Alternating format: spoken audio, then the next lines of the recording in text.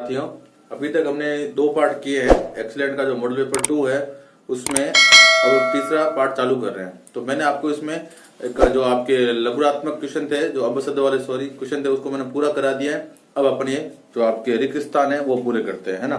तो देखो, इसमें आपकी जो दूसरा क्वेश्चन आएगा वो रिक्त स्थान वाला आएगा। देखो, रिक्त स्थानों की पूर्ति करो, है ना। अब देखो, पहला सवाल क्या है, 2 चरणों वाले रेखिक समीकरण आलेख का सदैव एक रेखिक समीकरण। देखो, ये क्या रहा है कि 2 चरों, देखो ये x और y मानते हैं ना, उनको अपन चर कहते हैं, है ना। अब 2 चर, एक तो x लेना है और दूसरा क्या लेना है, y लेना है। अब देखो, 2 चरों वाले रेखिक समीकरण का आलेख सदैव। अब देखो, आलेख का मतलब क्या है, ग्राफ। 2 चरों वाले रेखिक समीकरण का आलेख किसको निरूपित करता है। देखो, आपने पढ़ा होगा ax plus by plus c equal to 0, है ना। ये क्या है, रेखा का समीकरण है। तो देखो, 2 चर आए ना, एक x और एक y, तो ये हमेशा किसको निरूपित करता है, ये हमेशा एक रेखा कौन सी है, सरल रेखा, है ना। कोई टेढ़ी बांध की नहीं है, सरल रेखा को निरूपित करना है, ठीक है ना। अब जैसे कि आपका दूसरा क्वेश्चन दे रखा है कि किसी समांतर श्रेणी का धनात्मक, ऋणात्मक या शून्य हो सकता है। तो देखो, समांतर श्रेणी की बात करते हैं तो उसमें अपन ने क्या पढ़ा है, समांतर श्रेणी में देखो, एक तो ए प्रथम पद पढ़ते हैं, एक अंतिम पद पढ़ते हैं, है ना। तो देखो, ए इसमें आपके जो डी होता है ना, जिसको अपन सार्वंतर बोलते हैं, वो धनात्मक भी हो सकता है, ऋणात्मक भी हो सकता है और शून्य भी हो सकता है। क्योंकि डी क्या होता है, सेकंड लास्ट में से उसके आगे वाला पद घटा देते हैं। जैसे कि A2 में से A1 घटा दिया, A3 में से A2 घटा दिया, उस प्रकार से घटाने पर वो ऋणात्मक भी आ सकता है, धनात्मक और शून्य भी आ सकता है। तो इसका उत्तर हो जाएगा आपके सार्व अंतर, जिसको अपन D से डिनोट करते हैं, या फिर आप लिख देना सार्व अंतर, है ना।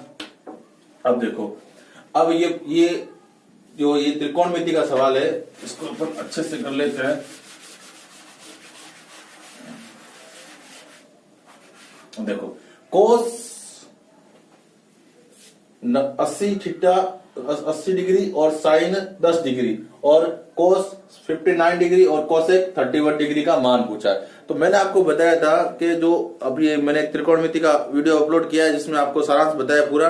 तो देखो, 0, 30, 45, 60, 90 डिग्री के अलावा कोई भी अगर दे रखा हो ना, तो उसमें एक ही फॉर्मूला लगेगा। तो इसको अपन क्या बोल सकते हैं, ऊबड़ खाबड़ थीटा बोल सकते हैं ना, आपकी बात समझने के लिए। अब देखो, कोस, अब मैंने आपको बताया था कि कोस 80 डिग्री दे रखा है ना। अब इसको सरल करना है तो कैसे लिखेंगे, कोस बराबर क्या होता है, साइन 90 माइनस थीटा। थीटा की वैल्यू कितनी दे रखी, 80, तो यहां आप रख दो 80, है ना। तो 90 में से 80 के बच्चे कितने, 10, तो ये कितना हो गया, साइन 10। अब देखो, कोस 80 की वैल्यू क्या रख सकते हैं, साइन 10, है ना। कोस 80 की वैल्यू रख सकते हैं साइन 10।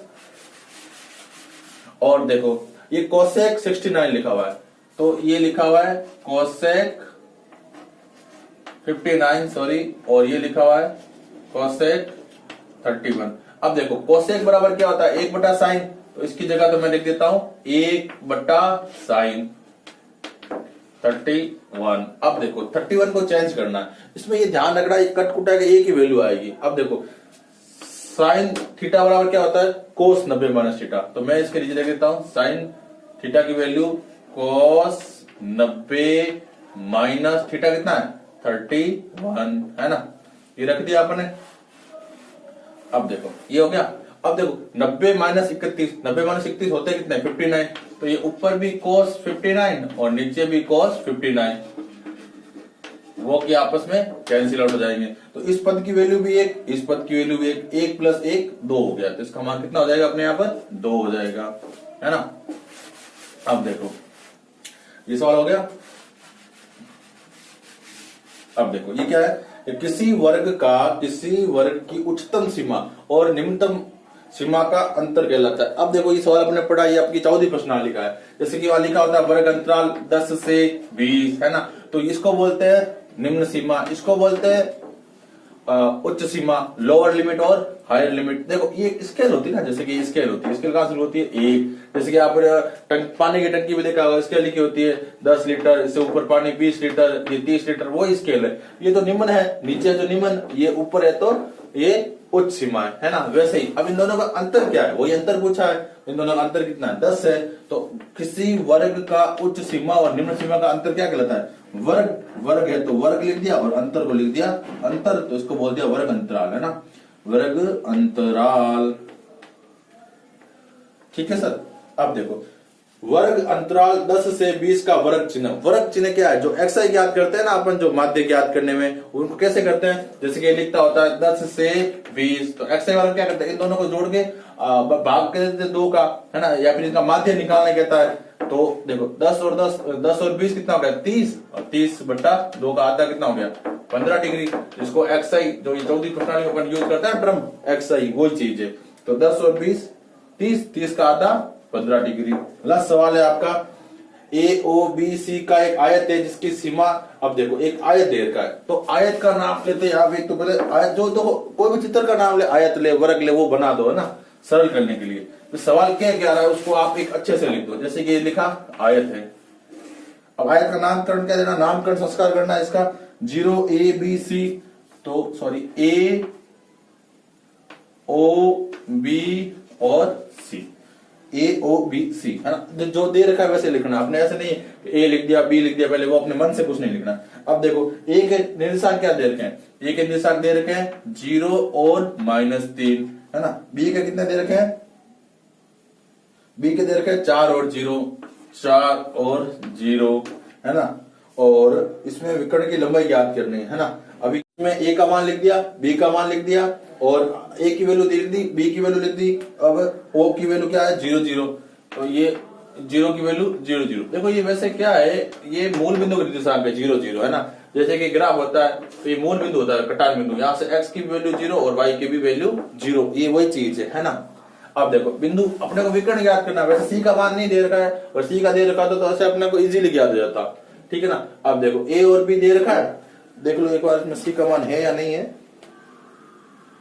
a 0 b c का मान वैसे भी नहीं दे रखा, दे रखा था तो इजी होता, है ना। अब अपने को पता है कि ab बराबर √x1 - x2 का स्क्वायर, 0 में से 4 चले गए, तो ये 0 - 4 का स्क्वायर प्लस y2 - y1, ये 3 - 0 का स्क्वायर, है ना। अब देखो यहाँ क्या बचेगा, -4 का स्क्वायर। मैंने आपको कहा कि -4 और +4 स्क्वायर हमेशा पॉजिटिव होता है, तो ये 4 का स्क्वायर लिख दो 16, और 3 का स्क्वायर 9, और 16 और 9 कितना हो गए 25, 25 का √ क्या आ गया +-5, और दूरी कभी नेगेटिव नहीं होती है, तो हमेशा दूरी धनात्मक लेते हैं, इसलिए +5 इसका अपने उत्तर होगा।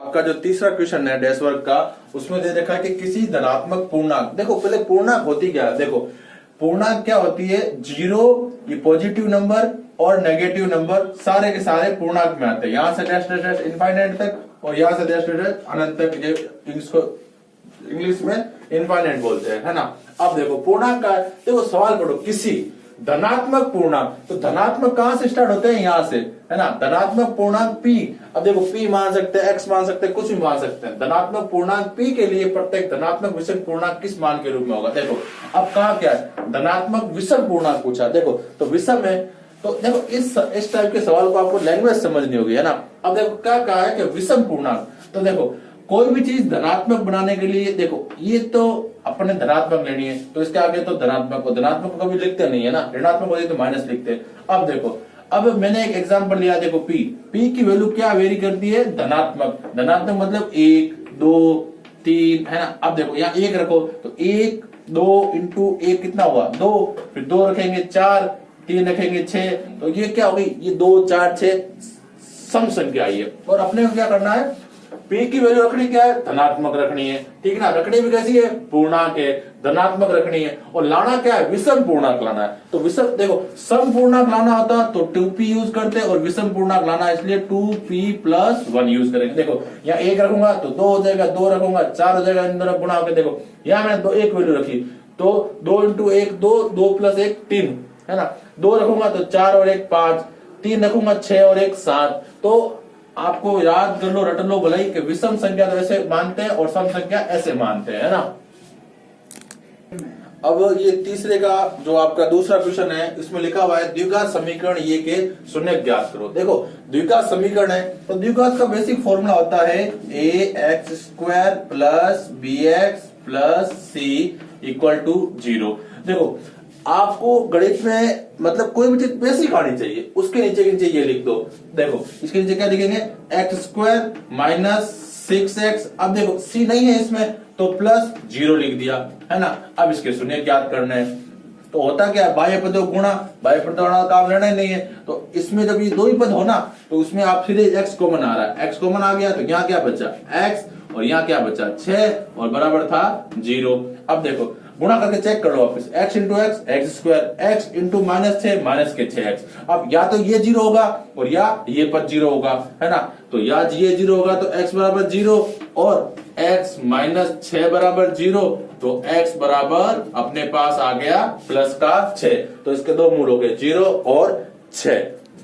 अब ये आपके तीसरा क्वेश्चन है कि किसी द्विघात बहुपद में अधिक से अधिक शून्यकों की संख्या कितनी होती है। देखो ये द्विघात की बात करा दो, द्विघात का अभी मैंने आपको इससे पहले वाले क्वेश्चन बेसिक बता दिया, क्या आता है ax square plus bx plus c equal to 0, है ना। देखो द्विघात का मतलब क्या है, शुरुआत दो घात से होनी चाहिए, तो इसके शून्यक 2 होते हैं। अब मान लो कि त्रिघात होता ax cube plus bx square plus cx plus d equal to 0, तो इसमें घात कहां से स्टार्ट हो रही है, 3 से, तो इसके शून्यक कितने होते हैं 3। तो हमारा इसका उत्तर कितना हो जाएगा, द्विघात समीकरण के अधिक से अधिक शून्यक कितने होते हैं, 2 होते हैं। भले वो एक जैसे हो या अलग अलग हो, वो आपके क्वेश्चनों में काफी में उत्तर आ रखा है।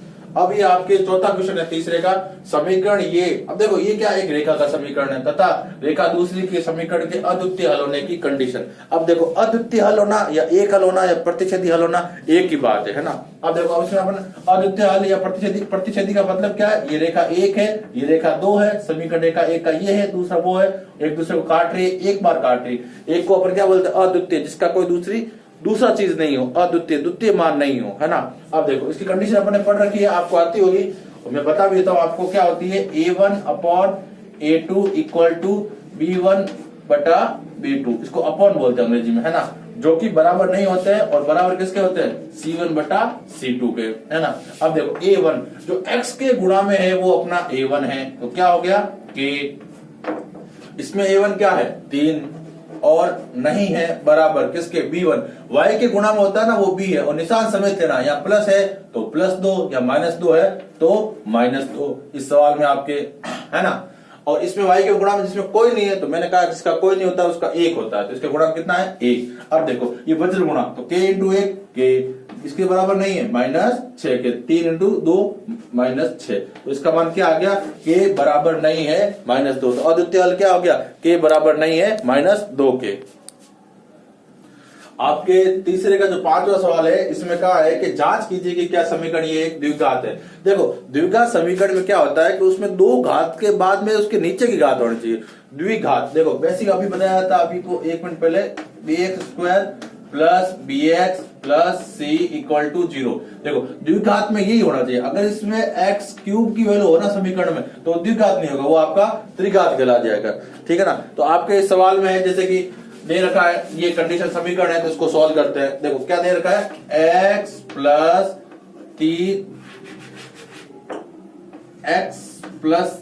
3 बटा x बराबर किसका है, एक्स स्क्वायर। अब देखो किसी कुछ नहीं नीचे, इसमें 1 लिख दो, लसब क्या आई, x आई, है ना। 1 में ये कट के x आया, x का x से मल्टीप्लाई एक्स स्क्वायर बटा 3 बराबर एक्स क्यूब। देखो इसमें लसब लेने का तरीका ये होता है कि इसको इससे गुणा कर दो, x into S x square और प्लस 3 और ये x नीचे रख दो। जैसे कि लिखा होता है 1 प्लस 1 बटा 2, ये 1 क्या, 1 और आधा कितना होता है, डेढ़ को क्या लिखते हैं 3 बटा 2। तो देखो क्या किया, 2 इधर मल्टीप्लाई हुआ तो 2 प्लस 1 बटा 2, तो ये बना 3 बटा 2। तो यही चीज है, x और x का गुणा कर दो, आपको आराम से समझ में आएगा, है ना। अब इसको अपन करते हैं, अभी वज्र गुणा करते हैं, इसके नीचे एक ये इधर गुणा में, और इधर क्या बच गया, एक्स स्क्वायर प्लस 3 बराबर एक्स क्यूब। तो अब ये एक्स क्यूब है तो एक्स क्यूब है, और इसको इधर ले जाते हैं तो माइनस का एक्स स्क्वायर, इसको इधर ले जाते हैं तो माइनस का 3। अब मैंने भी आपको बताया ना कि जब समीकरण की शुरुआत एक्स क्यूब से हो तो त्रिघाती होता, ना कि द्विघाती। तो इसका उत्तर है आपके समीकरण में द्विघात समीकरण नहीं है, है ना। अब देखो ये तीसरा क्वेश्चन है आपका, तीसरे का जो छठा क्वेश्चन है, समीकरण ये के मूल ज्ञात कीजिए। अब देखो ये क्या है कि देखो समीकरण होता है ax square plus B X plus C equal to 0, इसके टुकड़े करते हैं, है ना। तो ये यहां तक स्टेप तक दे रखा है आपको। अब या तो ये 0 होगा या ये 0 होगा, तो यहां से क्या कह सकते हैं कि x प्लस 6 इक्वल टू 0, तो x बराबर -6। तो पहला मूल क्या आ गया, x बराबर -6। अब या तो ये 0 होगा तो x माइनस 5 बराबर 0, तो x बराबर कितना आ गया, प्लस के 5। तो अपने दो मूल हो गए x के, एक तो क्या आया माइनस का 6 और दूसरा क्या आया 5। तो इसका उत्तर होगा आपके x बराबर -6 और माइनस के। तीसरे का सातवां क्वेश्चन देखते हैं ना। इसमें क्या दे रखा है कि एक देखो इसमें क्या है कि आपको दर्शाना है, जैसे कि सवाल दे रखा है आपके कि दर्शाइए कि इसमें तीसरे सी के दर्शाना है। तो इसमें दर्शाने में क्या करना है कि आपको जो रचना वाला है ना वो पोर्शन है, इसमें दर्शाना है कि इसको देखो एक रेखा खींचो 7:4 में दर्शाना है, और ये रेखाखंड को, और 7.4 सेंटीमीटर की लंबी रेखा है, तो 7.4 सेंटीमीटर। अब देखो दर्शाना कितने में, 3:5 में, तो टोटल अनुपात कितने हैं, 3 और 5 8। तो ये एक रेखा खींच लो यहाँ पर, और इसके यहाँ पर 8 टुकड़े कर लो, 1 2 3 4 5 6 और ये 7 और ये 8, है ना। देखो ये होती है किरण और ये होती है रेखा, ये A से B तक, है ना, और ये A से X तक मान ली, इनके नाम दे दो आप। ये A1 हो गया, ये A2 हो गया, ये A3, ये A4, ये A5, ये A6 और ये A7 और ये 8। अब दर्शाना कितने में कितने तक है, 3:5 पे। देखो 1 2 इसकी नंबर नहीं दो बोले आप, 1 2 3 4 5 6 7 8, ऐसे लगाना नहीं है, दर्शाना नहीं है, केवल चित्र बनाना है। तो 3 तक कहां तक है, 1 2 3, बस ये रेखा खींच के ये दर्शा दिया, तो ये कितना हो गया 3:5। बस ये आपको ये चित्र बनाना है, और उसके बाद में यहाँ से आप एक लाइन खींच लो, 3:5 में ये बन जाएगा। और 5वां कहाँ आएगा, ये थोड़ा सा इसका लंबा कर देना आप B तक, और ये यहाँ तक करके 5। देखो ये खंड होगा 1 2 3 4 5 खंड ये है, और ये एक 3 खंड ये, तो 3:5 में ये आपकी रेखा दर्शा दी गई है मैंने, है ना। अब ये तीसरे का आपके 8वां क्वेश्चन है कि बिंदु A और बिंदु B के बीच की दूरी ज्ञात करो। तो दो बिंदु है, उसमें आप A मान लो इसको और इसको B मान लो। A के निर्देशांक क्या दे रखे हैं, x 2 है, y 3 है, और ये 5 और 6 है। देखो मैंने आपको बताया कि दो बिंदुओं के बीच की दूरी का सूत्र क्या होता है कि AB बराबर √, है ना, ये स्क्वायर लगा देना आप, और ये भी स्क्वायर लगा के देखो x2 माइनस x1 और y2 माइनस y1, है ना। अब देखो x2 की वैल्यू कितनी है, देखो ये होता है x1 और ये होता है y1, और इसको बोलते हैं x2 और इसको बोलते हैं y2। x2 की वैल्यू कितनी है 5 है, तो यहाँ 5 रख दो आप, माइनस x1 की वैल्यू कितनी है 2 है, तो 2 रख दो, प्लस y2 की वैल्यू कितनी है 6 है, तो 6, और y1 की वैल्यू कितनी है 3 है, तो -3, है ना। तो AB बराबर √5 में से 2 गए 3 का स्क्वायर कितना होता है, ये 3 का स्क्वायर लिख दो यहाँ पर आप, और प्लस ये भी 3 का स्क्वायर। अब देखो 3 का स्क्वायर कितना होता है 9, और ये भी 9, तो इसको आप लिख दो AB बराबर, और ये AB बराबर 9 + 9 18 को क्या लिख सकते हैं 9 × 2, है ना, 9 × 2 9 बार आ गया 3, और अंदर बच गया √2। तो आपका AB बराबर उत्तर क्या आ गया 3√2। अब ये तीसरे का जो नंबर क्वेश्चन है, आपको दे रखा है कि sin थीटा बराबर cos थीटा ज्ञात करो, है ना। तो sin थीटा बराबर दे रखा है, तो मैंने आपको बता रखा है त्रिकोणमिति के वीडियो में। देखो ये बना दिया, ये थीटा के सामने वाली भुजा लंब। देखो होता क्या है, लाल बट्टा कक्का, लंब बट्टा आधार sin थीटा होता है। तो ऊपर वाले को लंब, तो लंब कितना है 3, कर्ण कितना है 5। देखो एक इनकी जोड़ी है, आप डायरेक्ट भी याद कर लो, 3 4 5, इसके बोलते हैं ट्राई रेशियो ना। ये 3 चीजें काम आती है साथ में, है ना। तो ये इनकी साथ में एक जोड़ी है। अब देखो क्या है कि अपने को ज्ञात क्या करना, कर्ण दे रखा है, लंब ज्ञात करना है, तो आधार ज्ञात करना है। तो आधार स्क्वायर बराबर होता क्या है, कर्ण का स्क्वायर माइनस लंब का स्क्वायर, है ना। कर्ण कितना है 5 का स्क्वायर 25, और लंब कितना है 3 का स्क्वायर 9, ये 16। तो a स्क्वायर बराबर 16 है, तो a बराबर क्या होगा √16, इसका मान होता है ±4। और कभी भी ये माइनस में दूरी नहीं होती है तो प्लस का 4 है ना। तो इसका मान कितना आ गया, आधार का मान 4 आ गया। अब देखो इसका मान रख दिया, आधार का मान मैंने 4। अब अपने को ज्ञात क्या करना है, कोस थीटा, कोस क्या था आधार बटा कर्ण, तो अपन कह सकते हैं कोस थीटा बराबर आधार, आधार कितना है 4 बटा कर्ण कितना है 5, इसकी आंसर क्या आएगा 4 बटा 5। इसको एक तरीका एक और है, दूसरा तरीका भी लगा सकते हैं है ना। दूसरा तरीका क्या है, देखो साइन और कोस है ना, तो अपन सर्वसम का एक भी यूज कर सकते हैं। इन दोनों का एक साथ रिलेशन है, क्या होती है sine square theta plus cos square theta बराबर 1। तो अपन क्या कह सकते हैं, अपने ज्ञात क्या करना है, कॉस स्क्वायर थीटा बराबर 1 माइनस साइन स्क्वायर थीटा। अब देखो 1 का 1 माइनस साइन, साइन की वैल्यू क्या है 3 बटा 5, 3 बटा 5 का स्क्वायर, ये 1, 3 का स्क्वायर 9 और ये 25, दशक क्या है 25, मैंने अभी बताया ना 25 चीजें यहाँ लिख सकते हो आप। तो ये 25 माइनस 9 बटा 25 बराबर क्या आता है 16 बटा 25। तो कोस स्क्वायर की वैल्यू क्या आई है आपके 16 बटा 25। तो कोस थीटा बराबर इसका क्या हो जाएगा अंडर रूट है ना, तो इसका अंडर रूट 4 और ये इसका मान 5, तो प्लस माइनस 4 और 5। और मैंने आपको कहा है कि दूरी हमेशा पॉजिटिव होती है, तो इसका उत्तर आ गया 4 बटा। अब ये तीसरे का अपना पास 10वां क्वेश्चन। देखो पहले क्वेश्चन में 12 क्वेश्चन आएंगे और तीसरे क्वेश्चन में भी 12 क्वेश्चन आएंगे, दूसरे में 5 या 6 क्वेश्चन थे आपके है ना। देखो अभी क्या अंडर रूट 3 tan थीटा बराबर 1। देखो यहां अगर देखो ऐसा लिखा होता tan 3 थीटा तो वो इसके गुणा में, वो अपन बाहर नहीं निकाल सकते, और जब बाहर लिखा हो ना तब अपन ने कोई दिक्कत नहीं है। अब देखो क्या लिखा हुआ है tan थीटा बराबर 1। अब इसको नीचे ले आते हैं वज्र गुणा से इसके।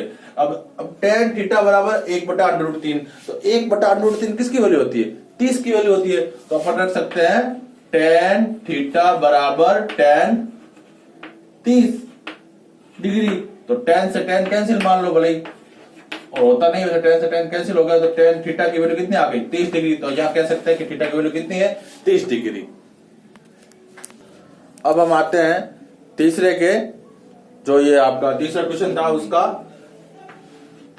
11वां भाग है कि बंटन दे रखा। देखो बंटन का मतलब क्या, कुछ नंबर्स दे रखे होता है ना। बंटन है 2 4 5 और 3 का माध्य ज्ञात करो। देखो 2 4 5 और 3 का। अब देखो एक माध्य होता है और एक क्या होता है माध्यक होता है, और एक क्या होता है बहुलक होता है ना।